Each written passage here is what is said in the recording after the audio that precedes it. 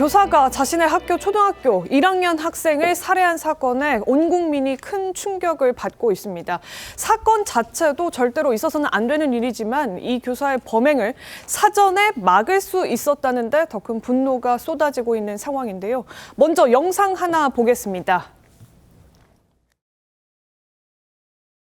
여성이죠. 이번 사건의 피의자입니다. 지금 시간 오후 10일 오후 1시 반쯤인데 그러니까 학교에서 점심시간이었던 때였습니다. 교사가 학교 정문을 나와서 방문한 곳, 학교에서 2km가량 떨어져 있는 한 주방용품 마트였는데요. 손에 지금 무언가 들고 있는 모습 보이시죠? 검은 물체인데 검은 봉지에 그 내부에 마트에서 산 흉기를 담아온 것으로 지금 경찰은 추정하고 있습니다. 이 경찰 브리핑에서는요, 범행에 쓰인 흉기 길이가 무려 28cm에 달한다. 이렇게 추정하고 있는 상황입니다. 자, 교사가 그것도 점심시간에 학교를 빠져나가서 범행 동기를 사왔다. 말이 되나라는 생각도 드는데 그래놓고 이 범행 동기를 묻는 경찰의 질문에 아무 아이나 대상으로 삼았다는 말도 덧붙였습니다. 충격적인 그런 발언이었는데 경찰 관계자의 목소리 직접 들려드리겠습니다. 돌봄 교실에서 학생들이 수업을 마치고 갈 때 어떤 아이든 상관없다. 같이 죽을 생각으로 맨 마지막에 가는 아이에게 책을 준다고 시청각실에 들어오게 하여 로 찔렀다는 진술입니다. 한 2km 정도 떨어진 주방용품을 파는데 거기서 구입을 했고요. 본인의 차량으로 이동했습니다.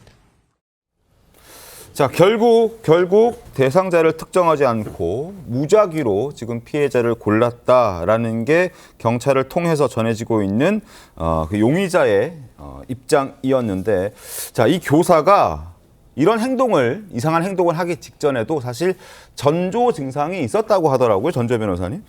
네, 그렇습니다. 이 전조 증상이 보였습니다. 네. 2018년도부터 이 피의자가 우울증 치료를 받아왔다. 네. 이렇게 지금 전해지고 있습니다. 그리고 사실 정말 안타까운 지점은요. 바로 지난해 12월에도 우울증을 이유로 해서 6개월간 병가 신청을 했던 겁니다. 그런데 6개월을 훨씬 못 빈치는 20일 만에 다시 복직을 하게 된 건데 네. 이 과정에서 일상생활에 문제가 없다는 의사의 소견서, 진단서를 받아왔고 무리 없이 복직이 된 겁니다. 물론 담임에서는 배제되었고 교과 담당 교사라고 해서 보충 수업만 들어가는 그런 업무를 담당하였고 이제 12월에는 이미 수업들이 네. 종료가 되어서 학생들과의 접촉은 분리해놨다고는 하나 정상적으로 학교에 출근을 하고 있었던 상황입니다. 그리고 바로 2월 5일 얼마 전에도요. 학교 컴퓨터 시스템 접속이 느리다는 이유로 컴퓨터를 파손을 했고요. 컴퓨터까지? 네. 6일에는 동료 교사가 이제 왜 거기 혼자 계시냐, 같이 네. 퇴근하겠냐 이렇게 좀 챙겨주는 말을 했는데 이것에 또 격분을 해서 왜 나만 이렇게 불행해야 하느냐 이런 말을 하면서 지금 물리적으로도 그 동료 교사를 좀 제압했던 그런 상황이 있었습니다. 학교에서도 이런 상황들이 있으니까 교육청에다 이런 상황을 알렸고요. 네. 바로 사건 당일이죠. 10일 오전에 장학사가 이 학교로 나와서 사건 관계들을 좀 파악을 했었는데 이 해당 피의자와 직접 어떤 면담이나 인터뷰는 진행하지 않았지만 일련의 과정을 보건대 분리 조치가 필요해 보인다는 의견을 학교에 전달하고 돌아갔다고 합니다. 바로 그날 오후 이런 참담한 사건이 발생한 것입니다. 그러니까요. 바로 오전에 장학사로부터 분리 조치가 필요하다 이런 얘기가 있었음에도 불구하고 네. 별다른 조치가 이루어지지 못해서 결국에는 그날 오후 범행까지 이어진 사건인데 이 해당 교사요. 지난 2018년부터 정신적인 문제로 치료를 받아왔고 가장 또 문제는 이러저러한 이유로 6개월 정도 휴직을 낸 이후였는데 6개월 휴직을 낸 지 한 달도 채 안 돼서 한 20여일 만에 이유 없이 다시 불쑥 복직을 했다는 겁니다. 그만큼 이상한 행동들이 많았다는 건데 당시 상황이 어땠는지 일단 더 들어보도록 하겠습니다.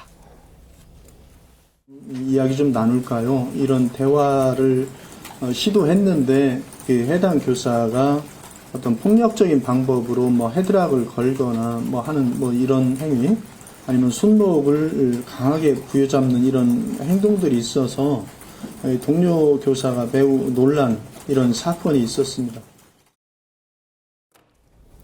네, 지금 그냥 밀치는 정도가 아니라 이야기 좀 하자 이런 동료 네. 교사에게 헤드록을 걸었다는 겁니다. 아. 정말 특이한 행동인데 지금 보여드리는 것처럼 아까 변호사님 설명도 해주셨듯이 업무 포털 접속하고 있는 가운데 컴퓨터가 너무 느리다, 접속이 제대로 안 된다 이러더니만 손으로 컴퓨터를 때려 부수는 등 파손을 일으켰다고 하고요. 네. 그 다음 날에는 불 꺼진 교실에서 서성이고 있다가 교사가 함께 퇴근할래요? 말씀 좀 나눌까요? 뭐 이런 식으로 친근하게 물어봤음에도 불구하고 내가 왜 불행해야 하느냐 이런 취지의 혼잣말 비슷한 말들을 하면서 해당 동료 교사를 헤드록을 걸기도 했다, 폭행을 가했다 이런 증언들이 지금 나오고 뭔가 있습니다. 피해의식에 좀 사로잡혀 있는 그런 상황이었던 것 같습니다. 자, 문제는 사건 당일 학교가 장학사가 왔는데도 이 해당 교사를 직접적으로 대면 조사하지 않았다는 건데 그 이유가 왜 그런지 저희가 한번 들어보도록 하겠습니다. 당사자 대면 조사는 이루어지지 않았습니다. 당사자 해당 교사가 매우 불안한 상태에 있기 때문에 학교 관리자가 간접적인 그 소통을 하는 것이 좋겠다라고 해서 대면 조사는 이루어지지 않았습니다. 일단 분리 조치하는 것이 필요하다라는 의견을 학교 관리자에게 주었고 학교에서는 해당 교사를 교감 옆자리에서 근무하도록 이렇게 한 상태였습니다. 뭔가 더 큰 문제를 막기 위해서 일단 그 해당 교사의 직접적인 대면 조사를 하지 않았다는 그런 취지로 교육국장은 설명을 하고 있는데 그럼에도 불구하고 좀 아쉬운 부분들이 많습니다. 저 때라도 분리 조치를 제대로 했었다면 임재 변호사님 이런 최악의 상황은 막을 수 있었던 건 아닐까요? 정말 안타깝습니다. 최소한 한 3번 정도의 기회는 있지 않았냐 이런 이야기가 나오는 것도 이 때문인데요. 네. 먼저 질병휴직을 냈다가 6개월 동안의 어떤 휴직 기간이 남았어 있음에도 20일 만에 조기 복직을 했습니다. 네.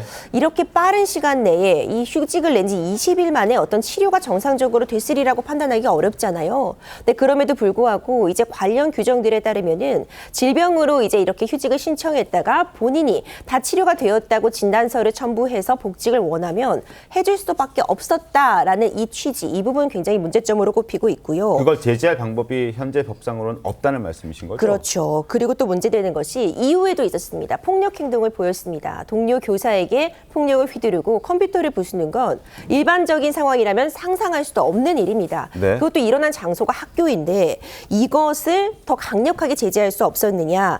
사실 교육청에 질환교원심의위원회라는 것이 있습니다. 정신적, 신체적 질환으로 그러니까 선생님을 수행하는데 교직 수행이 어렵다고 판단이 되면 교사를 대상으로 교육감 직권으로 이제 일하지 못하도록 할 수 있는 그런 조치가 마련은 되어 있는데 유명무실한 거죠. 아하. 실제로 제대로 개최도 되지 않고 질병 정보라는 것이 민감하다 보니까 이런 증세를 반복적으로 보였다면 그때서야 개최를 고쳐야지 이렇게 한두 번의 사건으로는 개최가 되지 않는다. 이 점 문제점으로 꼽히고 마지막 부분은 참 안타깝게도 돌봄 교실 이후에 이 사건이 발생하다 보니까 네. 제대로 어떤 보호자에 대한 인계 부분이라던가 관리의 문제 과연 아무리 짧은 시간이었지만 학교 안에서 일어난 일입니다. 네. 이것이 막을 수는 없었겠는가 이런 지적이 좀 나오고 있습니다.